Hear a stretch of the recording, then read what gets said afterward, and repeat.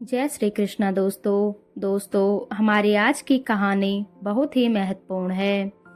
अगर आप मेरे चैनल में पहली बार आए हैं तो मेरे चैनल को सब्सक्राइब करें और लाइक कमेंट शेयर करें, जिससे कि आपको मेरी वीडियो की नोटिफिकेशन मिलती रहे। चलो अब कहानी की शुरुआत करते हैं। हमारी आज की कहानी है किस श्राप के कारण किन्नरों की उत्पत्ति हुई। एक समय की बात है, देवर्षि नारद नारायण का जाप करते हुए वैकुंठ लोक पधारते हैं।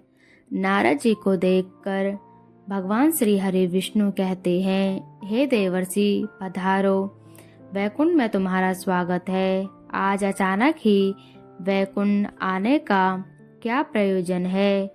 अवश्य ही कोई महत्वपूर्ण समाचार लेके आए होंगे। नारद जी कहते हैं, हे प्रभु मेरा प्रणाम स्वीकार कीजिए। आप तो सब कुछ जानते हैं, फिर भी अनजान बन रहे हैं। इस ब्रह्मांड के कण कण में आप ही का वास है, मेरे भीतर भी आप ही का वास है। आप भली भांति जानते हैं कि मैं आपके पास किस प्रयोजन से आया हूँ।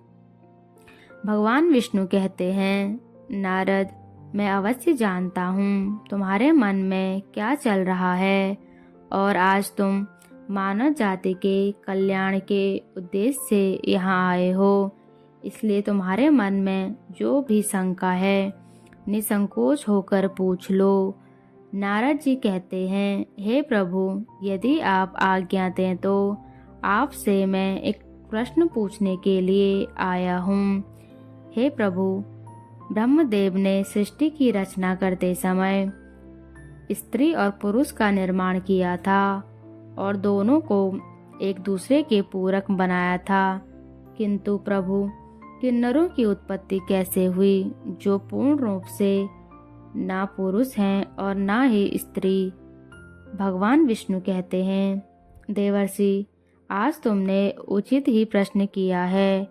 तुम्हारे इस प्रश्न का उत्तर महाराज सुद्युम्न की कथा में छुपा हुआ है।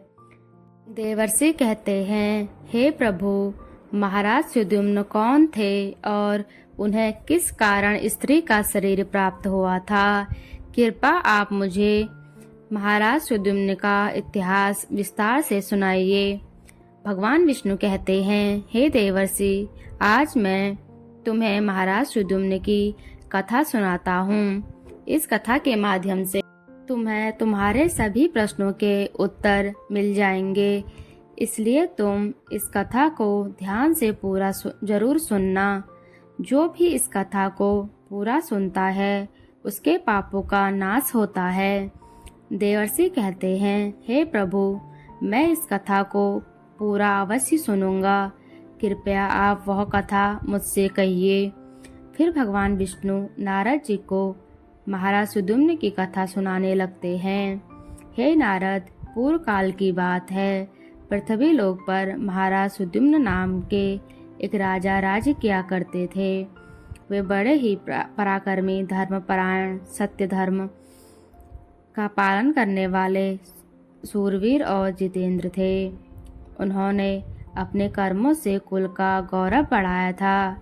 महाराज सुद्युम्न दानशूर और विद्वान थे। उनके राज्य की प्रजा उनसे अत्यंत संतुष्ट रहती थी।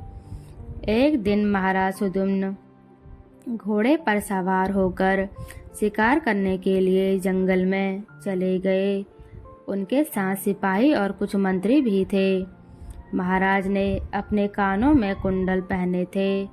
उनके पास गर्व नाम का धनुष था और बाणों से भरा हुआ तरकरा धारण करके वे जंगल में भ्रमण करने लगे। उसी जंगल के पास एक कुम्हार नाम का जंगल था जो बहुत ही सुंदर दिखाई पड़ रहा था। वह वन दिखने में तो अत्यंत सुंदर किंतु भयभीत करने वाला था। उस वन में भगवान शिव की माया फैली हुई थी, जिस कारण से वह वन पृथ्वी पर स्वर्ग की तरह प्रतीत हो रहा था।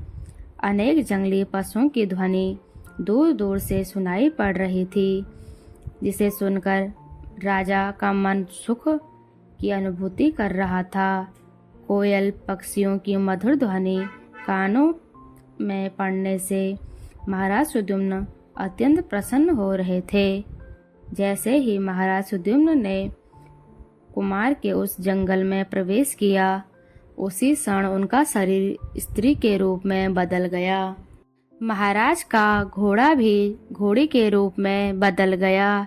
उनके साथ आए हुए सभी सिपाही और मंत्री भी स्त्री बन गए। अचानक हुए इस विचित्र बदलाव को देखकर महाराज और सभी सिपाही आश्चर्यचकित हो गए और चिंता में पड़ गए। वे मन ही मन सोचने लगे, यह क्या हो गया। महाराज सुद्युम्न अपने स्त्री रूपी शरीर को देखकर बहुत दुखी होकर लज्जित हो गए और अपने सिपाहियों से कहने लगे, यह हमारे साथ क्या अनिष्ट हो गया। हम सभी अचानक पुरुष से स्त्री कैसे बन गए। अब हम क्या करें। स्त्री का शरीर लेकर हम घर कैसे जाएं और कैसे मैं राज्य का संचालन करूंगा। हमारी प्रजा हमें देखकर क्या सोचेगी। तब भगवान विष्णु ने देवर्षि को बताया कि इसके पीछे भगवान शिव की ही माया है। एक समय की बात है, भगवान शिव और देवी पार्वती इसी वन में एकांत में विहार कर रहे थे। तभी शंकरादिगण अपने तेज से 10 दिशाओं से परिक्रमा करते हुए भगवान शंकर के दर्शन के लिए उस वन में आ गए। शंकरादिक मुनियों को किसी भी प्रकार का कोई बंधन नहीं था। वे बिना आज्ञा के किसी भी स्थान पर कभी भी आ जा सकते थे। फिर जब वे चारों मुनि भगवान शंकर के दर्शन के लिए उस वन में आए तो देखा कि शिव पार्वती एकांत में विहार कर रहे हैं।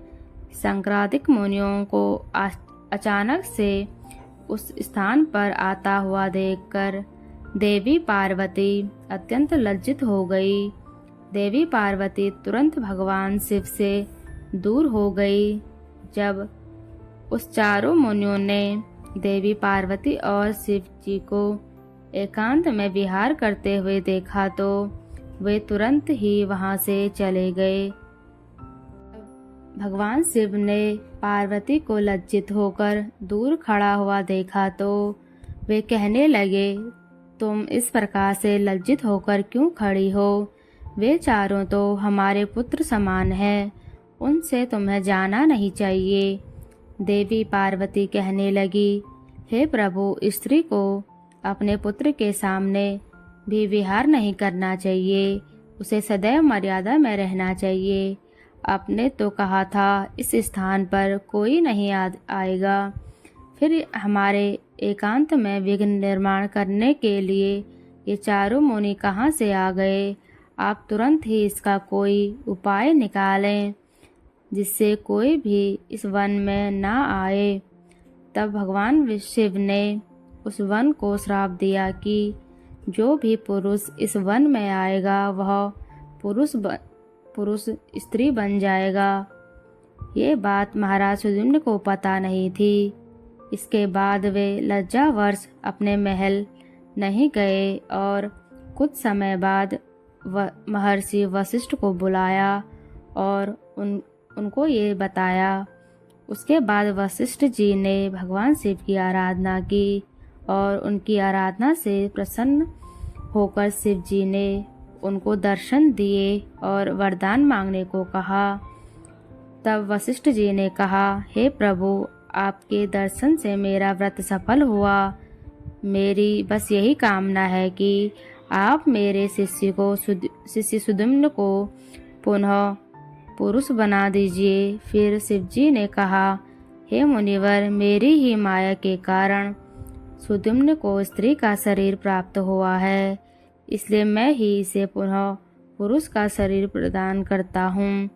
किंतु महाराज सुद्युम्न 1 मास के लिए पुरुष बने रहेंगे और 1 मास के लिए स्त्री बने रहेंगे। इतना कहकर भगवान शिव उस स्थान से अंतर ध्यान हो गए। इस प्रकार से वशिष्ठ जी की कृपा से और भगवान शिव की आशीर्वाद से महाराज सुद्युम्न को 1 मास के लिए पुरुष का शरीर प्राप्त हुआ और वे अपने राज्य लौट गए।